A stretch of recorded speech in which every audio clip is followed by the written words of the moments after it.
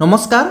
সকলোকে স্বাগতম জনাইছো কেএসকে এডুকেয়াৰ চেনেলটোলৈ আমি অসম পুলিচ আৰু স্বাস্থ্য বিভাগৰ কাৰণে সংযুতীয়াকৈ গণিতৰ প্ৰশ্ন কিছুমান আমি আলোচনা কৰি আছো আৰু এই সিৰিজৰ আজি হ'ব 2 নম্বৰ ক্লাস যদি প্ৰথম ক্লাসটো চোৱা নাই চাই লব যেটো প্লেলিষ্টত ইনক্লুড কৰা হৈছে সেই প্লেলিষ্টৰ লিংক ডেসক্ৰিপচন বক্সত দিয়া হৈছে আপুনি চেক কৰিব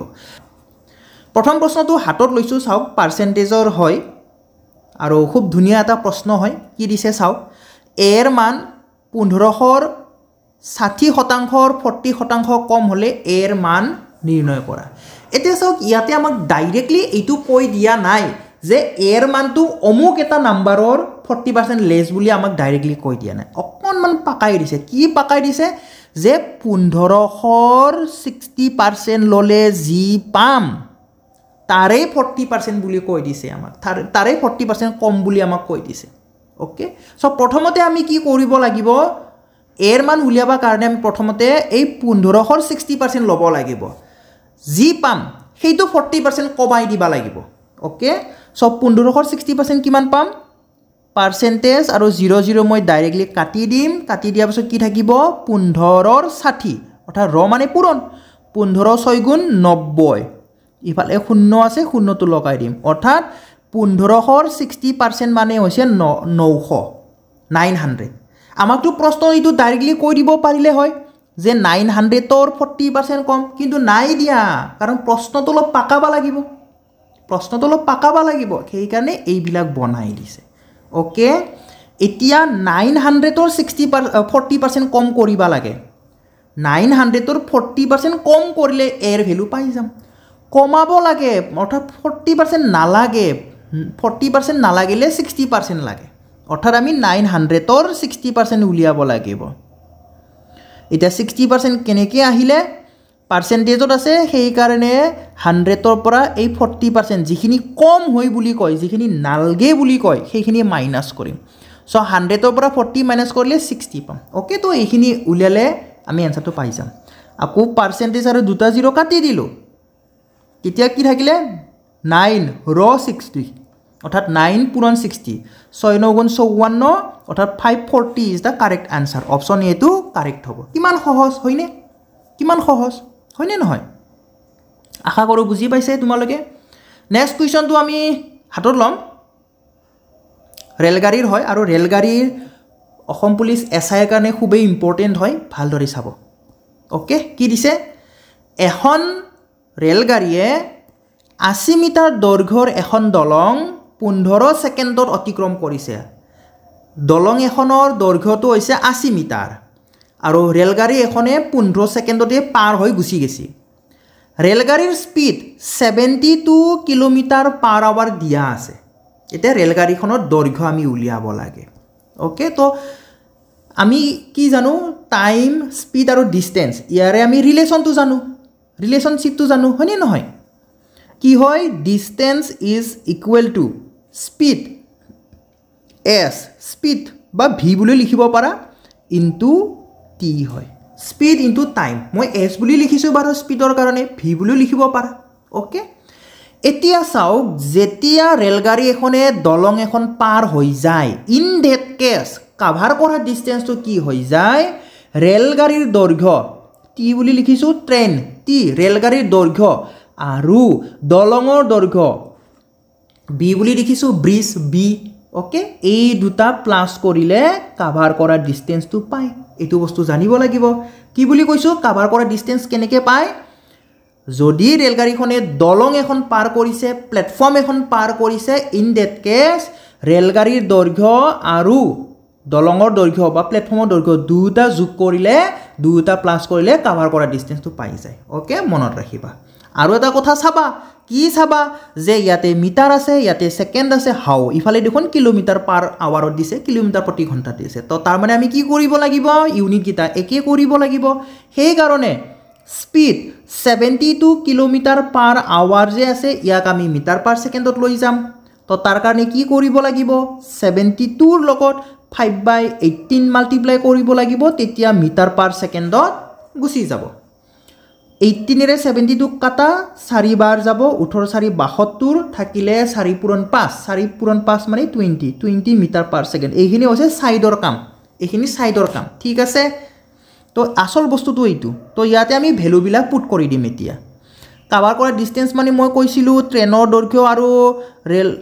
ট্ৰেনৰ দৈৰ্ঘ্য আৰু দলঙৰ দৈৰ্ঘ্য প্লাস কৰিব লাগিব দুটা প্লাস কৰি দিছো বহিলে কাৰ জাগাত ডিৰ জাগাত s মানে স্পিড v বুলি লিখিব পাৰা পাইছো কিমান 20 ইনটু t কিমান সেকেন্ড লাগিছে 15 সেকেন্ড লাগিছে ওকে এতিয়া সোয়া ইয়াতে আমাৰ কি দিয়া আছে 80 মিটাৰ দৈৰ্ঘ্যৰ দলং ব্ৰিজৰ লেন্থ হেতু দিয়া আছে ওকে তো মই b ৰ জাগাত 20 লিখিম b ৰ জাগাত সৰি 80 লিখিম b ৰ জাগাত 80 আছে দলঙৰ দৈৰ্ঘ্য 80 কিয় পুট কৰিছো দলঙৰ দৈৰ্ঘ্য ঠিক আছে 15 2 30 অৰ্থাৎ 300 এতিয়া আমি টিৰ মান কিমান পাম 300 বিয়োগ 80 কিমান পাম তেতিয়া 220 পাম 220 অপচন এ টো কারেক্ট आंसर হৈ যাব ওকে তো এইখিনি ক্যালকুলেশন বাকিবিলাক সাইডৰ কাম ওকে নেক্সট কোয়েশ্চন চাওক একদম ইন্টাৰেস্টিং কোয়েশ্চন হয় সৰল সুতৰ হাৰত বিনিয়োগ কৰা কোনো ধনৰাশি 3 বছৰত 1020 টকা আৰু 2 বছৰত 980 টকা হয় ধনৰাশিৰ পৰিমাণ আমি উলিয়াব লাগে কিবা এটা ধন সৰল সুতত সিম্পল ইন্টাৰেস্টত কি কৰিছে ডিপোজিট কৰিছে বা ইনভেস্ট কৰিছে ইনভেস্ট কৰি দেখা পালে যে সেই ধনৰাশিখিনি সেই এমাউন্টখিনি 3 বছৰত 1020 টকা হৈ গৈছে আৰু 2 বছৰত 980 টকা হৈ গৈছে এতিয়া আমি উলিয়াব লাগে যে মই কিমান টকা থৈ দিছিলো কিমান টকা মই ডিপোজিট কৰিছিলো সেইখিনি মই উলিয়াব লাগে ঠিক আছে তো মই প্ৰথমতে কি কৰিম এই 3 বছৰত 1020 টকা হয় 1020 টকা হয় 3 বছৰত আৰু 2 বছৰত হয় 980 টকা যেতিয়া মই মাইনাস কৰি দিম তেতিয়া মই 1 বছৰৰ যি ইন্টাৰেস্ট পাম মই 1 বছৰৰ ইন্টাৰেস্টটো মই পাই যাম মাইনাস কৰিলে পাই যাম ওকে তো 40 টাকা এই 40 টাকাটো হৈছে সিম্পল ইন্টারেস্ট যেটো সিম্পল ইন্টাৰেস্টৰ কথা পাতি আছো তো সিম্পল ইন্টাৰেস্ট হ'ব ফৰ 1 ইয়াৰ ঠিক আছে 1 বছৰৰ ইন্টাৰেস্ট হ'ব 1 বছৰত তামানে 40 টাকা ইন্টাৰেস্ট পায় এতিয়া চাব আপুনি 3 বছৰৰ কাৰণে লব পাৰে বা 2 বছৰৰ কাৰণে লব পাৰে মই 2 বছৰটো লৈছো বাৰু 2 ইয়াৰ্ছত দে 2 ইয়াৰ্ছত মোৰ টকাখিনি হৈ গৈছিল 980 টকা ইফালে মই 1 বছৰত 40 টাকা ইন্টাৰেস্ট পাও তামানে 2 বছৰত মই কিমান ইন্টাৰেস্ট পাম 1 বছৰত যদি 40 টাকা ইন্টাৰেস্ট পাও 2 বছৰত মই 40 পূৰণ 2 80 টাকা ইন্টাৰেস্ট পাম তো এই 80 টাকাটো মই ইয়াৰ পৰা মাইনাস কৰি দিম ওকে তো তেতিয়া হৈ যাব 900 অপশন এ টো কারেক্ট যদি আপুনি ভাবিছে আপুনি 2 বছৰৰ কাৰণে নহয় যে মানে এই ক্যালকুলেশন পাৰ্টনি যদি ভাবিছে যে 3 বছৰটো মই ক্যালকুলেট কৰিম কাৰণ 3 বছৰটো ফাৰ্স্টৰে দিয়া আছে কৰিব পাৰ একো ভেজাল নাই কি হ'ব তেতিয়া 3 বছৰত মোৰ টকাখিনি হৈ গৈছিল 1020 টাকা মই বছৰত 40 টাকা ইন্টাৰেস্ট পাও সো 3 বছৰত কিমান টাকা ইন্টারেস্ট পাম 3 4 12 120 টাকা মই ইন্টারেস্ট পাম 3 বছৰত মই 120 টাকা ইন্টাৰেস্ট পাইছো তো ইন্টাৰেস্ট খিনি মই যেতিয়া মাইনাস কৰি দিম তেতিয়া কি পাম মই ক্যাপিটাল খিনি পাই যাম বুজি পাইছে ওকে তো একে যেনেকে কৰি কৰিব পাৰে next question time and work very important হয় টাইম এন্ড ওয়ার্ক কি দিছে কোনো এটা কাম এ 36 দিনত আৰু সেই একে কাম বি এ 48 দিনত কৰিব পাৰে বি এ 12 দিন কৰাৰ পিছত কাম ত্যাগ কৰিলে এতিয়া অবশিষ্ট কাম এ কিমান দিন সম্পূৰ্ণ কৰিব পাৰিব এতিয়া প্ৰশ্নটো এ আৰু বি এ যে লগ লাগি কামটো কৰিছে সেইটো আমাক একো দিয়া নাই বি এ 12 দিন কৰাৰ পিছত ত্যাগ কৰা বুলি কৈছে তাৰমানে যেটো ইয়াতে ক্লিয়াৰলি মেনশন নাই যে একেলগে কৰিছে একো মেনশন কৰা নাই তাৰমানে কি বি এ অকলে কৰিছে মেনশন কৰা নাই যেটো তাৰমানে বি এ অকলে কৰিছে ওকে তো চাওক এ কৰিছে 36 দিনত বি এ কৰিছে 48 দিনত এতিয়া এই দুটাৰ এলসিএম আমি উলিয়াব লাগিব 36 আৰু 48 ইয়াৰে এলসিএম উলিয়াম ডাইৰেক্টলি 12 ৰে কাটি দিম 12 3 37 12 4 48 তো এলসিএম কিমান হ'ব 3 4 12 12 12 144 এলসিএম হৈ যাব 144 তাৰ মানে total unit of the works. এতিয়া এৰ এফিচিয়েন্সি কিমান হ'ব এৰ এফিচিয়েন্সি কিমান হ'ব 4 হ'ব বিৰ এফিচিয়েন্সি কিমান হ'ব বিৰ এফিচিয়েন্সি হ'ব 3 বিৰ এফিচিয়েন্সি হ'ব 3 ওকে এই 144 টো হৈছে টোটাল কাম কিমানটা কিমান পৰিমাণৰ বা কিমান ইউনিটৰ কাম আছে 144 টা ইউনিটৰ কাম আছে এতিয়া কোনে স্টাৰ্ট দিব বিএ স্টাৰ্ট দিব আৰু বিএ কিমান দিন কৰিব 12 দিন কৰিব 12 দিন কৰিব এক দিনত বিএ কৰে 3টা ইউনিট এফিচিয়েন্সি যেটো 3 হয় মানে এক দিন কৰা কাম সো 12 দিনত কিমান কৰিব 36 টা ইউনিট বিএ কৰিব অকলে কৰিব টোটাল কাম আছিল 144 টা 36 টা কাম কৰিলে বিএ তো কিমানটা কাম বাকি থাকিলে 14 পা 6 গলে 8 থাকিব ইফালে থাকিব 13 হলে 3 গলে 10 108 টা কাম বাকি থাকিলে 108 টা কাম বাকি থাকিলে অবশিষ্ট ৰিমেইনিং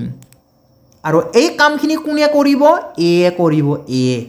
108 টা কাম বাকি আছিল এই বাকি থকা কামখিনি এ কৰিব এৰ এফিচিয়েন্সি হৈছে 4 গতিকে 4 ৰে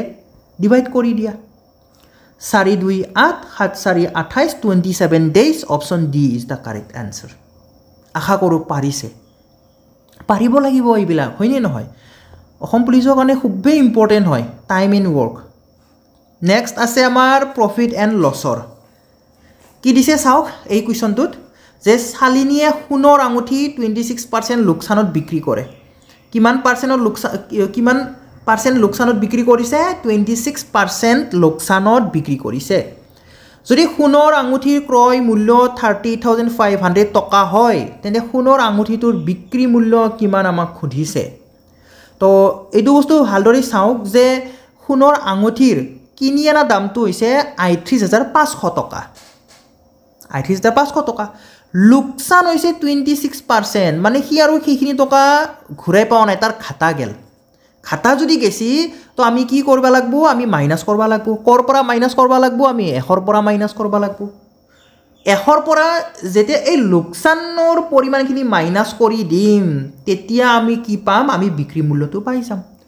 সো সেই কাৰণে 100 ৰ পৰা 26 মাইনাস কৰি দিয়া তেতিয়া কিমান পাৰ্চেন্ট থাকিব তেতিয়া 74% থাকিব অৰ্থাৎ শালিনীয়ে এই যে 38500 টকাৰ গোল্ড ৰিংটো সেল কৰিলে ৰিটাৰ্ণ পালে 74% এইটো হৈছে সেলিং প্ৰাইস ওকে ইয়াতে অফ এটা লগাই দিয়া পাৰ্চেন্টেজ আৰু 00 কাটি দিয়া তেতিয়া কি থাকিলে 74 অফ মানে ইনটু 385 অৰ্থাৎ 385 ৰ লগত আপুনি 74 ইনটু কৰি দিয়া এনসাৰটো পাই যাবা 5 4 20 2 থাকিলে 8 4 32 33 34 34 আৰু 4 3 12 12 3 15 7 5 35 লাষ্টত 90 থাকা উলাব 90 থাকা মানে অপচন ডি টো কারেক্ট হৈ যাব ওকে গুটেখিনি কৰি চাব পাৰে 7 5 35 3 থাকিলে 156 56 56 হলে 59 হলে 5 থাকিব 7 3 21 হলে 26 তো কৰিছো 4 5 9 5 9 14 7 8 28490 option D is the correct answer পারিছে হয়নে next এইটো কোৱেশ্চন চাও ঠিক আছে এইটো কোৱেশ্চন হোমৱৰ্ক হিচাপে দিছো এইটো হোমৱৰ্ক হিচাপে কৰক আৰু কমেন্ট বক্সত জনাব লাগিব যে কোনটো কাৰেক্ট আনসাৰ হয় কমেন্ট বক্সত সকলোৱে জনাব লাগিব নিজে কৰি চাব পিছত কমেন্ট বক্সত জনাব যে ইয়াৰ কাৰেক্ট আনসাৰটো কি হয় ঠিক আছে নেক্সট ক্লাছত মই কৰি দিম যদি নোৱাৰে প্ৰথমতে আপুনি চেষ্টা কৰক নেক্সট কোৱেশ্চন বাৰ্ষিক 10% সুতৰ হাৰত 2000 টকাৰ 2 বছৰৰ মিশ্ৰ সুত আৰু সৰল সুতৰ পাৰ্থক্য সেপাৰেট কে উলিয়াব পাৰে মই ইয়াতে সেপাৰেট উলিয়াই নেদেখাও মই ডাইৰেক্টলি এটা শৰ্ট ট্ৰিক বা এটা ফৰ্মুলা ইউজ কৰি কেনে মই এনসাৰটো উলিয়াই দিম বাকি আপুনি সেপাৰেট উলিয়াই কেনে মাইনাস কৰি দিব পাৰে ওকে মানে আপুনি সিম্পল ইন্টাৰেষ্টটো উলিয়ালে ফৰ 2 ইয়াৰ্স তাৰপিছত কম্পাউণ্ড ইন্টাৰেষ্টটো উলিয়ালে ফৰ 2 ইয়াৰ্স তাৰপিছত কি কৰিব কম্পাউণ্ড ইন্টাৰেষ্টৰ পৰা সিম্পল ইন্টাৰেষ্টটো মাইনাস কৰি দিব ঠিক আছে তো মই ইয়াতে ডাইৰেক্টলি শৰ্ট ভাৱে কৰি দেখুৱাই দিছো 2 বছৰৰ কাৰণে লাগেতো তো 2 বছৰৰ কাৰণে আপুনি মনত ৰাখিব কম্পাউণ্ড ইন্টাৰেষ্ট আৰু সিম্পল ইন্টাৰেষ্টৰ মাজৰ কম্পাউণ্ড ইন্টাৰেষ্ট আৰু সিম্পল ইন্টাৰেষ্টৰ মাজৰ ডিফাৰেন্সটো হৈছে p r by 100 square এইটো মনত ৰাখি থৈ দিব এইটো হৈছে 2 ইয়াৰ্ছৰ কাৰণে ঠিক আছে for 2 years ওকে তো মানখিনি বহুৱাই দিয়া ইয়াতে প্ৰিন্সিপাল দিয়া আছে 2000 মই লিখিম 2000 into r square দে r square মানে rate of interest square অৰ্থাৎ 10 into 10 10 into 10 ইফালে কি আছে 100 তলত আছে 100 স্কয়াৰ আছে গতিকে 100 into 100 লিখিম তো 0000 কাটি দিলু 0000 কাটি দিলু লাষ্টত থাকিলে 20 অৰ্থাৎ 20 रुपीसৰ ডিফাৰেন্স আহিব অপচন এ টো কাৰেক্ট হৈ যাব option A is the correct answer next question এটা বেগৰ বিক্ৰী মূল্য আৰু ক্ৰয় মূল্য হৈছে ক্ৰমে 576 আৰু 800 লোকসানৰ হাৰ নিৰ্ণয় কৰা লোকসানৰ হাৰ আমি উলিয়াব লাগে ইয়াতে সোৱা যে বিক্ৰী মূল্যটো প্ৰথমতে দিছে SP selling price is equal to 576 আৰু সিপি কিমান হয় সিপি কষ্ট প্ৰাইস হৈছে 800 रुपीस আৰু আমি কি উলিয়াব লাগে লোকসানৰ হাৰ উলিয়াব লাগে লস পার্সেন্টেজ আমি উলিয়াব লাগে তো লস পার্সেন্টেজ কেনেকৈ পাও আমি লস পার্সেন্টেজ কেনেকৈ পাও CP minus SP divided by CP into 100 কৰিলে পাই যাম আমি ঠিক আছে পাৰ্সেন্টেজত পাম তো ইয়াতে CP 800 আছে 800 ৰ পৰা 576 সাইডত কৰি দেখুৱাই দিছো বাৰু CP minus SP 800 ৰ পৰা এটো হৈছে CP তাৰে পৰা SP minus 576 minus কৰি দিয়া কিমান পাবা তেতিয়া পাবা 4 পাবা 2 পাবা আৰু 2 পাবা 224 divided by CP অর্থাৎ 800 into 100 ওকে পার্সেন্টেজত পাম আমি आंसरটো 0000 কাটিলো তাৰ পিছত এইটো কাটি দিয়া তো 8 ৰে কাটি দিয়া কিমান যাব 8 2 16 8 64 8 গুণ 64 অর্থাৎ 28% option D is the correct answer option D তো হৈছে ইয়াৰে শুদ্ধ উত্তৰ তো ভেৰিফাই কৰি চাব হয়নে নহয় হয়নে কাটাকাটি বিলাক নিজেও কৰি চাব নেক্সট কোৱেশ্চন লৈকে আমি আগবাঢ়ি যাম নেক্সট কোৱেশ্চন টু লৈকে আমি আহিছো এতিয়া কি দিছে 10% আৰু 5% দুটা ক্ৰমিক ৰেহাইৰ এটা সমতুল্য ৰেহাই উলিয়াব দিছে 10% আৰু 5% এই দুটাৰ এটা ইকুইভ্যালেন্ট ডিসকাউন্ট আমি উলিয়াব লাগে ওকে তো successive discount very very important হয় মনত ৰাখিব আসাম পুলিচৰ কাৰণে তো কি কৰিম আমি 10 plus 5 minus 10 into 5 divided by 100 কৰি দিলে আমি आंसरটো পাই যাম তো 10 plus 5 15 হ'ব minus 00 অৰ্থাৎ 0.5 মাইনাস কৰি দিলে হৈ গল তো কিমান পাম 14.5 পাম 14.5 option B is the correct answer একদম ইজি হয় সাকসেসিভ ডিসকাউন্ট কেনেকৈ উলিওৱা হয় ভালদৰে চাবা নেক্সট কোৱেশ্চন দুটা সংখ্যাৰ মাধ্য 12 আৰু হিহতৰ মাজৰ পাৰ্থক্য 6 সংখ্যা দুটা হৈছে এটা মাধ্য মানে কি মিন মানে হৈছে বেলেগ একো নহয় এভাৰেজ হয়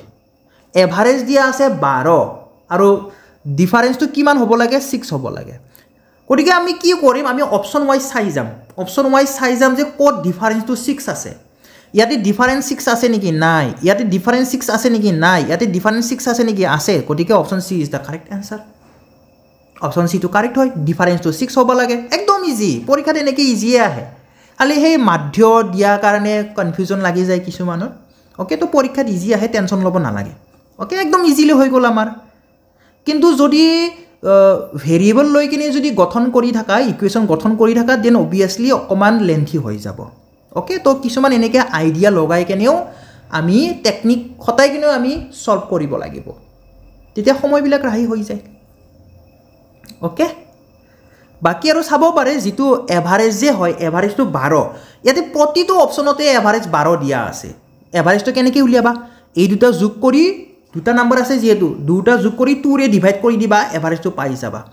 2 আৰু 22 24 হ'ব 24 টো 2 ৰে ডিভাইড কৰিলে 12 পাবা ইয়াতে কিমান হ'ব 14 আৰু 10 24 হ'ব 2 ৰে ডিভাইড কৰিলে 12 পাবা ইয়াতো কি হ'ব 24 হ'ব 2 ৰে ডিভাইড কৰিলে 12 পাবা ইয়াতো 24 হ'ব 2 ৰে ডিভাইড কৰিলে 12 পাবা গুটেই গেটাই কি কৰিছে এভাৰেজ 12 এই যেটো স্টেটমেন্ট হয় ইয়াক ফুলফিল কৰিছে ওকে তো সেই কাৰণে আমি ডিফাৰেন্সটো চাব লাগিব যত ডিফাৰেন্স 6 আছে that is the correct answer তো ইমানখিনি আছিল আজি সেশনটোত আকৌ নতুন এটা সেশনত লগ পাম তো সকলোৱে লাইক চাই কৰি দিবা আৰু